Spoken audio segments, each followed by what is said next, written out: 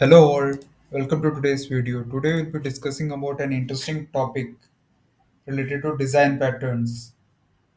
Therefore, today we'll be discussing about a behavioral design pattern called as which is termed as an observer pattern. So we might have used this observer pattern in many of our applications, or we might have seen the application of this observer pattern in our application that we have worked with. But uh, we might have gone with the flow, means whatever work we have to do, we might have gone with the flow without understanding the uh, what actually it is or what is the intention behind the observer design pattern. Today we will be mainly focusing our attention on understanding the intention behind the observer design pattern and why it was done in the why it was brought in on the first hand. We will be trying to understand what it is and what is the intention behind it with the help of a beautiful example, I would say.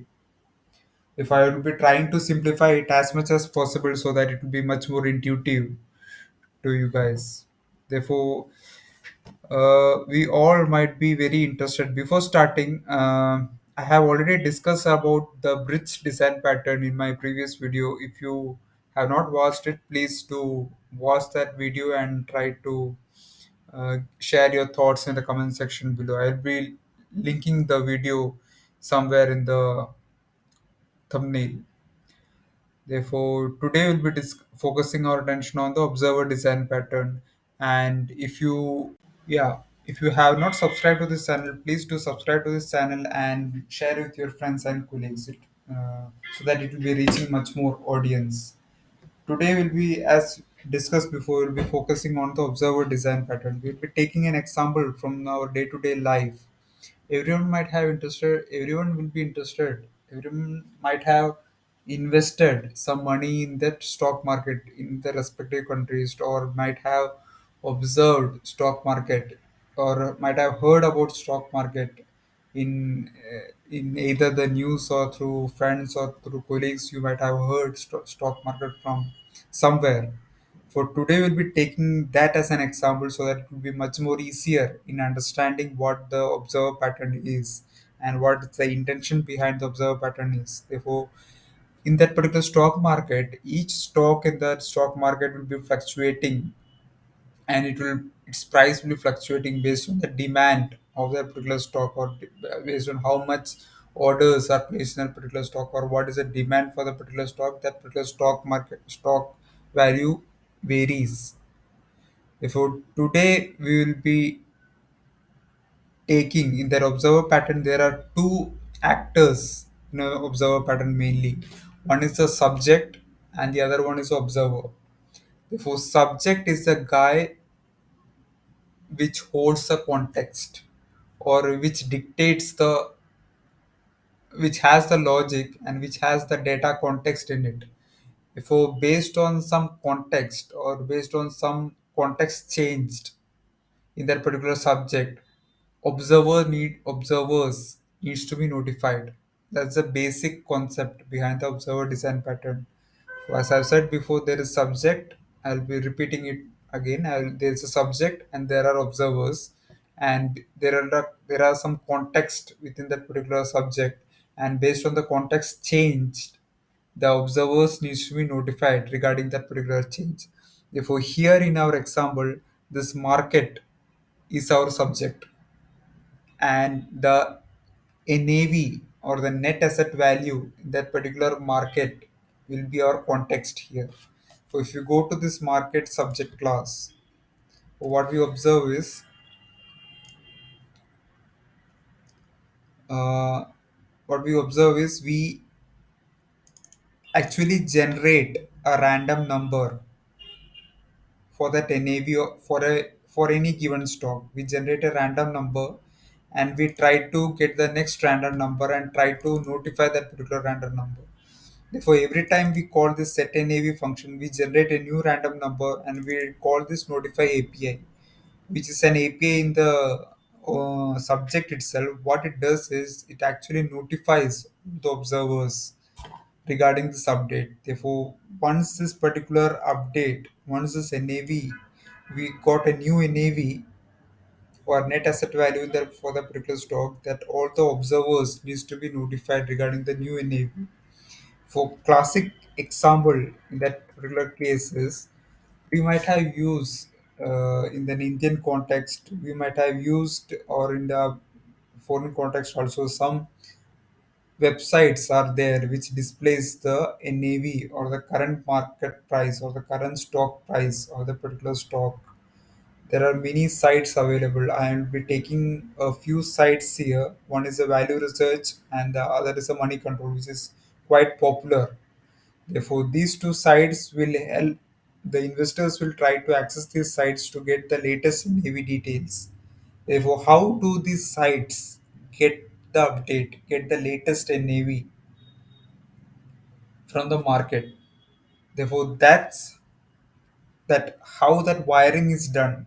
We will be trying to understand it here. Therefore, here in the market subject, we have created an instance of market and we have created two observers. One is a value research observer, one is a money control observer. Therefore, these two are independent observers which doesn't know about each other or doesn't have any dependency on each other. These are two independent observers in itself whose main intention is to observe the market. Therefore, what it takes in as a constructor argument is the market instance.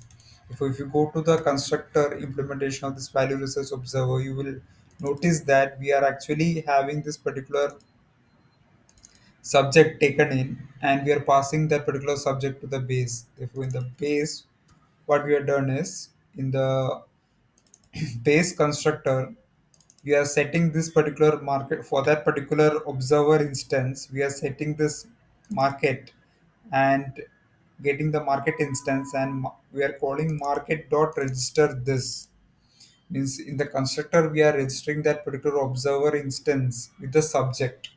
So what happens when we create an observer is essentially we are registering with the subject.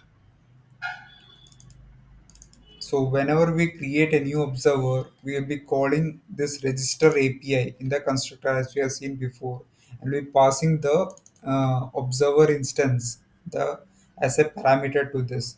So once we pass that particular observer instance, it gets added into the list of observers that needs to be notified when a particular value, whenever a particular context changes in the subject. Therefore, this is the main thing. That one, this is the first main thing which happens in observer pattern: the registration of the observers in the subject. Therefore, that is the first point. So here, this is the first thing, first important step. First step is the registration of the observers with the subject. So here the subject is the market. Therefore, this is the first step which is happening. The registration with the subject, registration of these observers with the subject, which is happening implicitly in the constructor while creating the observer instance. It is happening. So it can be done our explicitly also. We can actually have a register API for this observer or subscribe API for this particular observer which subscribes to this particular subject. Therefore, that can also be done, but I'm doing it implicitly in the constructor for the time being. And next step in the observer pattern is next uh, in the timeline of that observer pattern. What happens is the first step will be the registration of the observers with the subject, and the second step will be the context change in the subject. For some context will get changed in the subject. So that context change is actually this market.setNAV call. So market.setNAV call changes the context within the subject. So what is the context within the subject? The NAV, net asset value, is the context within the subject, and which gets changed when we call this particular set NAV. And once this changes, it implicitly notifies the observers. Therefore, this is happening implicitly inside the set anyway. Therefore, the third step will be to notify. Third step is observers will be notified of the latest context change. Therefore, what API of these observers will be called in the notify? There is an update API which is exposed by this iDisplay observer interface. This update API will be called from the subject side. So we have to write our logic in the observers, in the corresponding observers, we have to write our custom logic in this update API, which will be overridden by each of these observers, which will be receiving the update context or the latest context or latest change or the latest NAV to be receiving.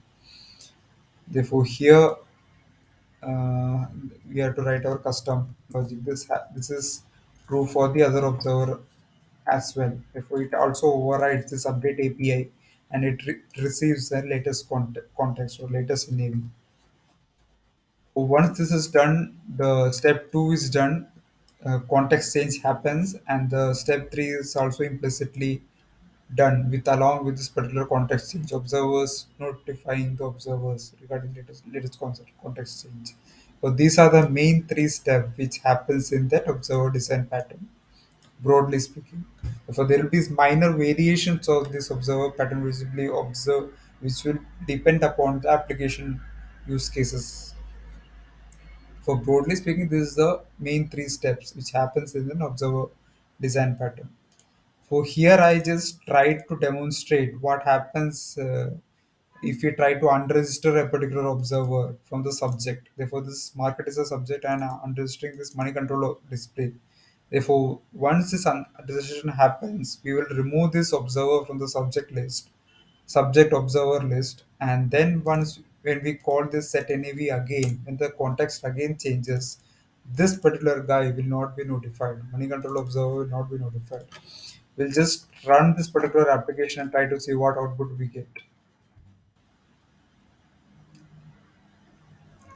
So as you can see, in the first set nav, it generated a random value 25, and both value research and money control were notified with the same updated context. And after that, I unregistered this money control and I called the set nav again. Therefore, for the second set nav call, only the value research was notified with the updated nav. Don't ignore this particular nav value as of now, because somehow this random number generation, it is actually not purely random, because I have to give some modification. I have to modify this particular random value generation a bit to become a truly random behavior. Some parameters I have to pass in the constructor in the random generator. So that's how it is. But main thing is to observe the output that you get here. Only the value research is getting notified, not the money control. Since I have unregistered the money control with the subject. So that's it for the observer design pattern. It is pretty simple to understand. It is very basic design pattern, comes under the behavioral class of design pattern. So I hope this was pretty much useful to you. And if you find it useful, please do share with your friends and colleagues, and do share your feedback in the comment section below. And thank you, and see you in the next video.